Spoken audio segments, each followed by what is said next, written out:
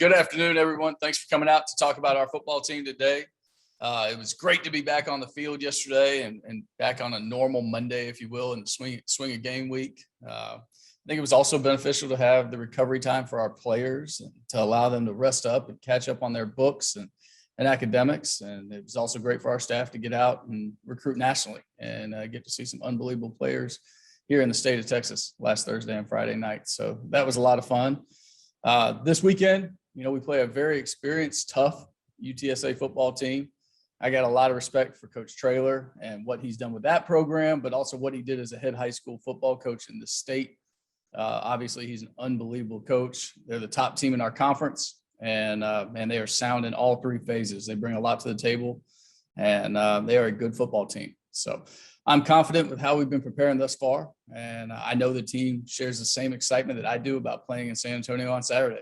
So with that, I'll open it up for any questions.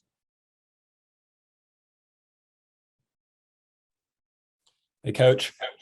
Almost every game last year seemed like it was disappointed when it was canceled, but it seemed like you took the UTSA one especially harsh due to the rivalry, the in-state. What about this matchup makes you so enthusiastic to play UTSA? I think there's two things. It's a conference game, and those things matter, right? Like the ability to play every one of those things and to try to go 1-0 every time you get to play one. And also the fact that it is in the state and that a lot of our kids played with those guys or against those guys in high school and have known them for years. So that was just a big one, and I can't honestly remember the order that they got canceled, but there it just seemed like every time one got canceled, it was the rug getting swept out from under us. So that was tough. But anyway, we want to play these games. We love the fact that they're an in-state and a conference opponent.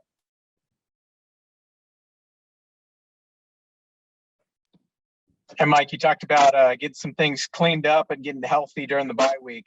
Do you think you achieved those things and got what you wanted out of this extra week of work?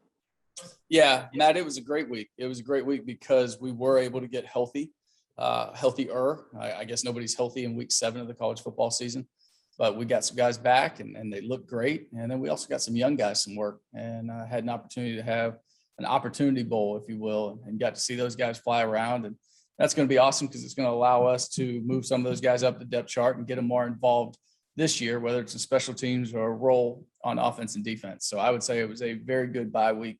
Got exactly what we needed out of it.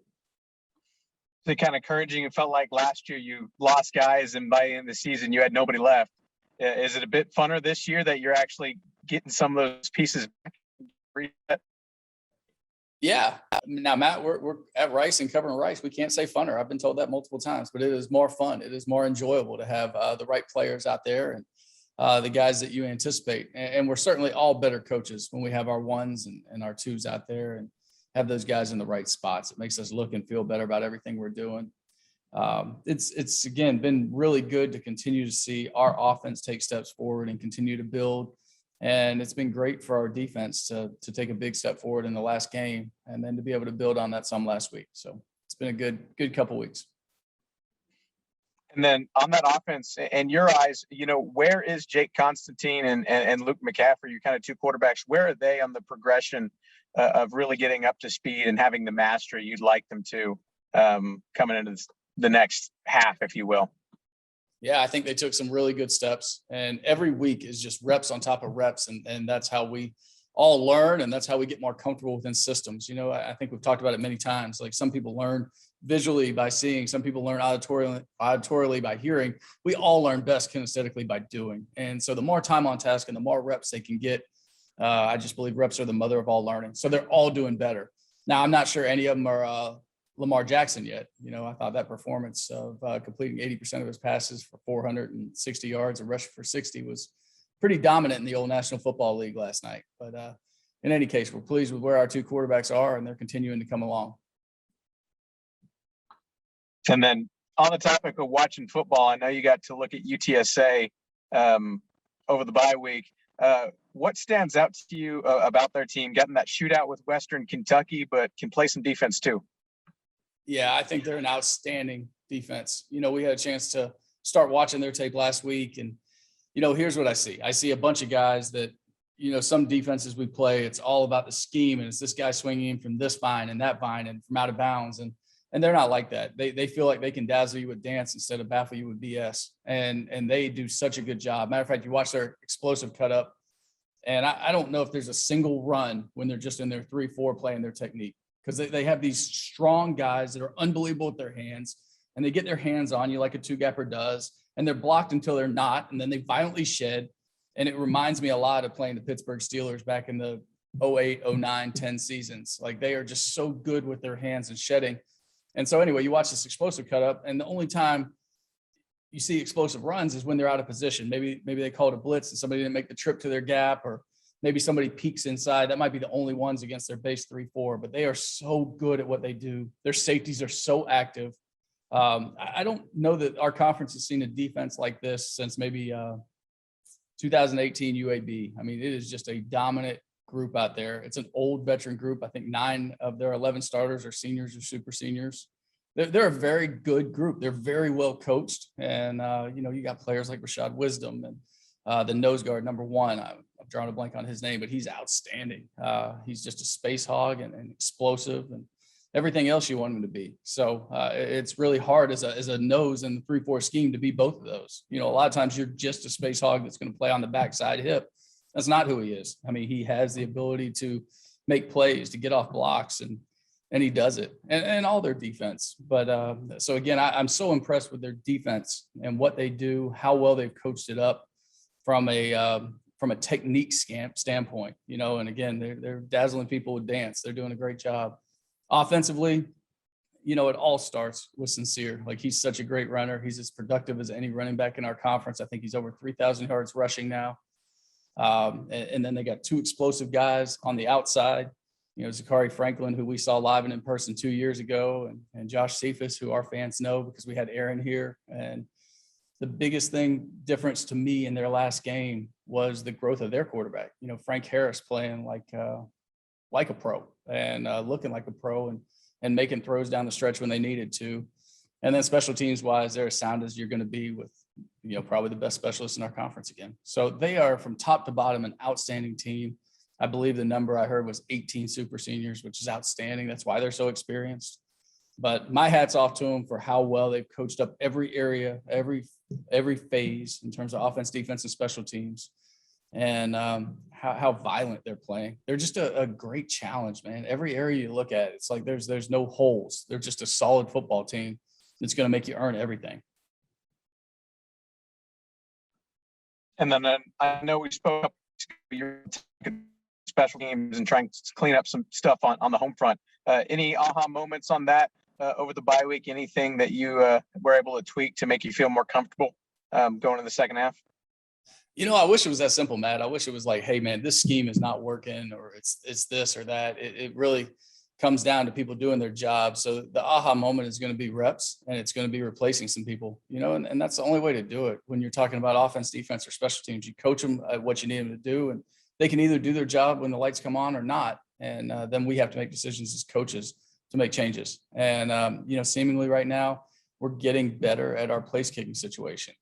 We're getting better at placing the ball on kickoff, but then you have one time where we don't place it perfectly, and we have 2 guys on the kickoff team fold in, and, then the band striking up for the other team. And that's what we can't have happen. So we need people to do their jobs.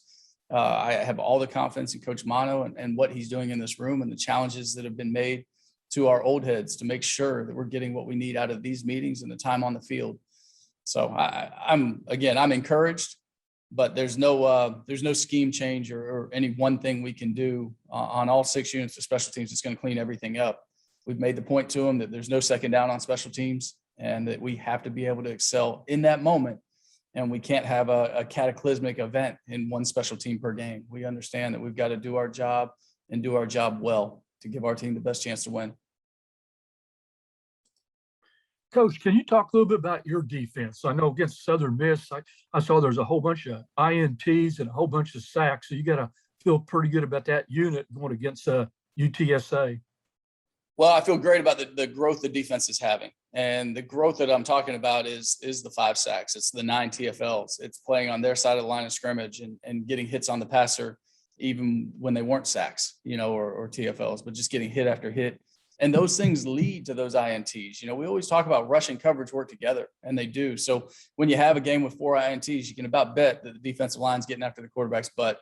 And that was the case for us. I thought the D line was phenomenal. And from the first drive of the game, when George had the pick, to the last play of our defense being out there, where Kirk Lockhart made a great play over the shoulder on that pick. I thought those were outstanding plays. So I'm really pleased with our defense's ability to get off the field, making some real strides there. But again, it's going to be a great challenge for all of our units this week. Hey, Coach, you got August Pete back on the depth chart. What's that mean? And the connection, Jake hasn't thrown to him in a game yet. So what difference could that make? Yeah. When Jake came into the Texas game, he hadn't thrown to many of those dudes, and certainly hadn't done it in 5 weeks or whatever. So I'm not going to make a big deal out of that. I think August is doing a great job trying to be in the right place at the right time. And I know Jake trusts him, and what a great weapon for us all to have back to add to that receiver group. So I'm excited as I'll get out to have August back. And I can tell you that their timing yesterday looked pretty good. They looked to be on the same page, and we'll have 2 more days to solidify it before we get into our walkthrough mindset on Thursday and then Fast Friday.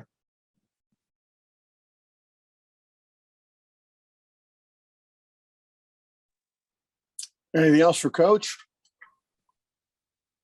All right, Coach. Well, thanks very much. Thanks, everyone. We will bring up Jordan Myers, one of our super seniors.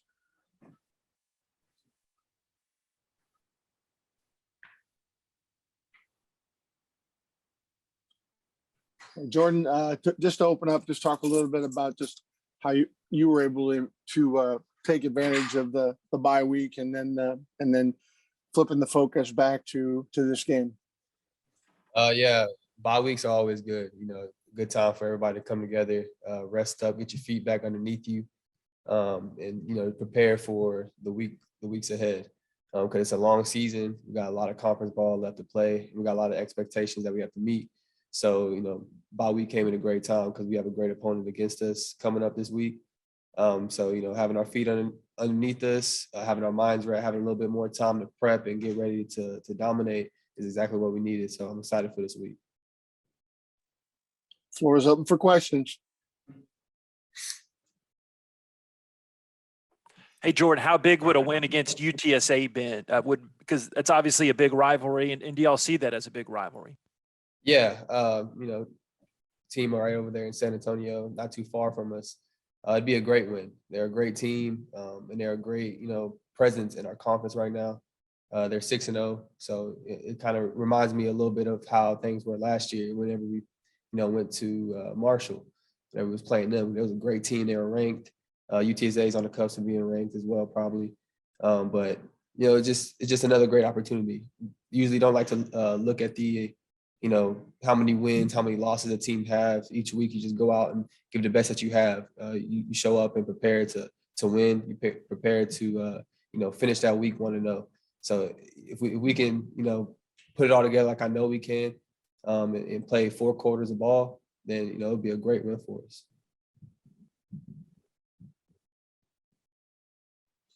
And Jordan, you mentioned the Marshall game, and that was a huge win, obviously for your program and kind of the trajectory it set you guys on going forward.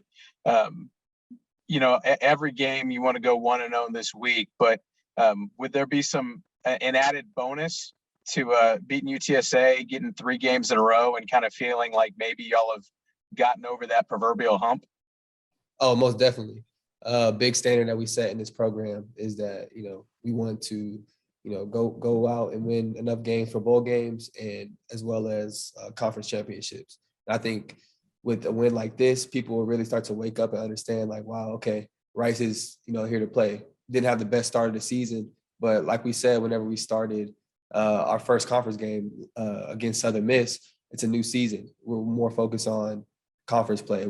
Our goals are still attainable. And I think if we come out and do what we can, those goals are even more attainable. And that confidence and that swagger that I believe that we'll obtain after this win would be amazing. And that will carry us all throughout the rest of the season.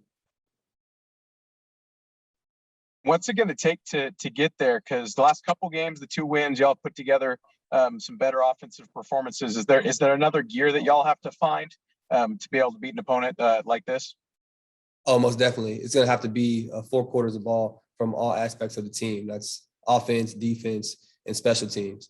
Offense has, been picking it up, figuring out ways to score, getting points on the board. Defense has been coming big the last game for us, with 4 interceptions like that. That's always a great defensive stat to have, 4 interceptions, big turnovers, just taking care of the ball on the offensive defensive side. And then for special teams, we just have to, make explosive plays. Special teams could honestly be a big factor in this game. So if we come out and dominate on all 3 aspects of the game, all 4 quarters, then it'll be a really good game for us. Hey, Jordan, what's the biggest challenge you face from their defense? Dealing with their front 7. I believe inside the box, they have very physical, D linemen, linebackers. They have great safeties as well. They love to run fit pretty good. So we just have to match their the physicality, as well as, dominate them whenever we get the chance to. And don't take lightly for, any opportunities we may get for explosives. We have to just make sure that, play our ball, hold on to the ball, make plays on the field when we get the opportunity to, and just control the clock. And, then the game will be in our hands. Don't let the game be in their hands. And that's I think a big thing that we must take into this upcoming game is that we want to win this game on our terms. We don't want to, just hope for the best within the 4th quarter that, we get a lucky play here, a lucky call there, or something like that. We just want to go ahead and dominate and, take the victory into our hands.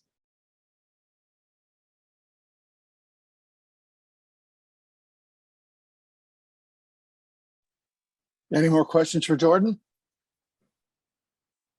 All right. Thank you, sir. Appreciate it. Thank you, guys. And now we'll bring up Elijah Garcia just for an opening comment. Obviously, being from San Antonio and last year, looking like that was your senior year, that game gets canceled. So just talk about how special it is to being able to go back home and play UTSA one more time. Man, it's really special. Anytime I get a chance to play in the Alamo Dome, I grew up down there. So just playing over there, playing in front of friends and family, it's going to be an awesome experience. And, I'm glad I got to come back this year and we get to do it down there. But, most importantly, we're down there to get a win. So that's what I'm most focused on, but I'm excited to go home. Questions? Elijah, I'm curious, after seeing the growth that this program has had over the past couple of years, and this being, the string of some of your last games in college football, does this kind of add to, I don't want to say the pressure, but the importance of going out there and getting a win on Saturday?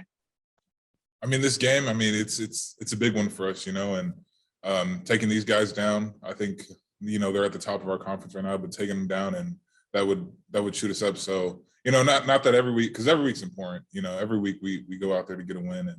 And this game is it's our next game too. So, but it also has big implications. So getting the job done down there, the pressure is it's always the same, always get a win. That's the goal. So that's what we expect to do.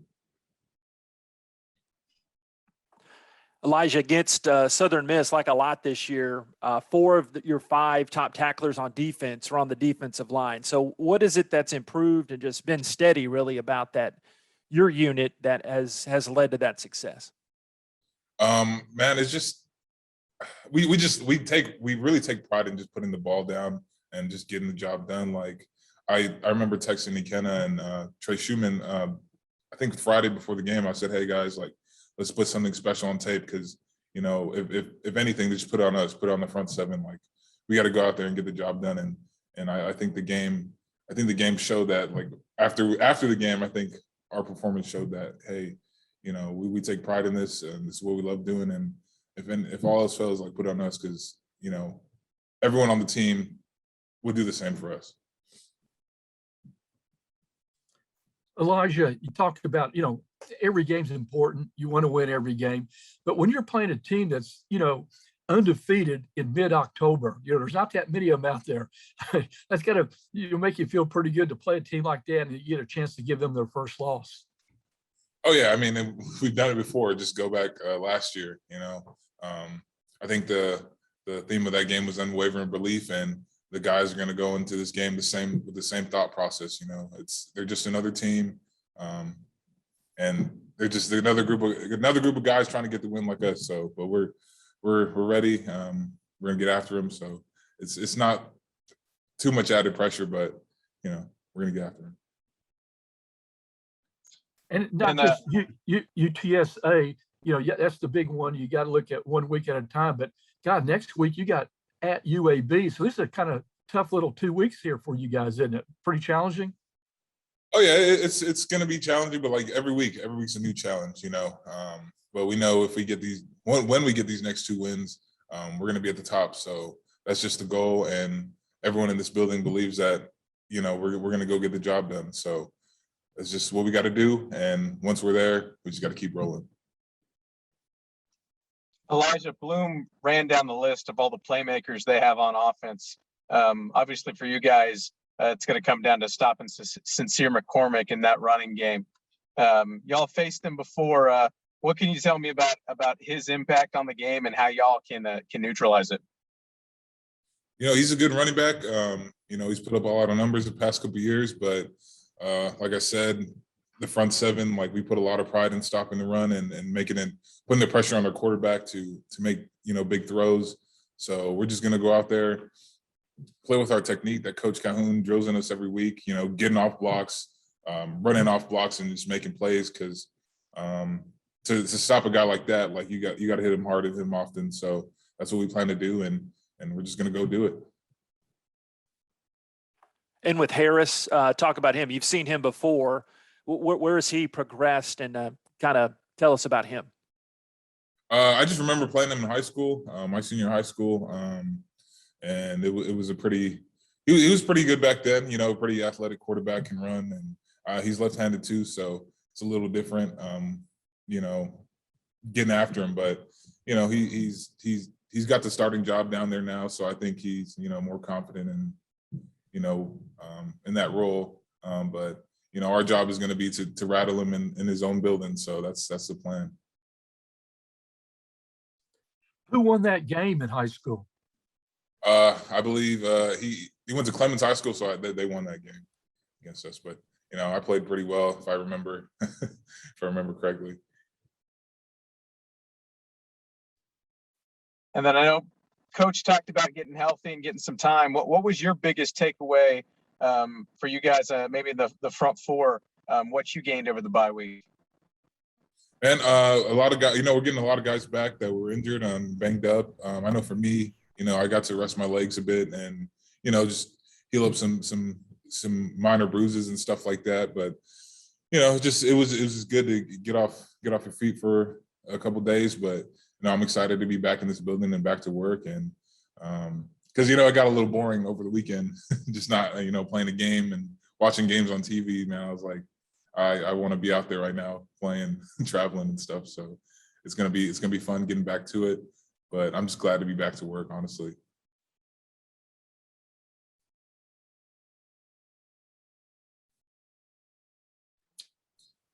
Anything else for Elijah? All right. EG, appreciate your time.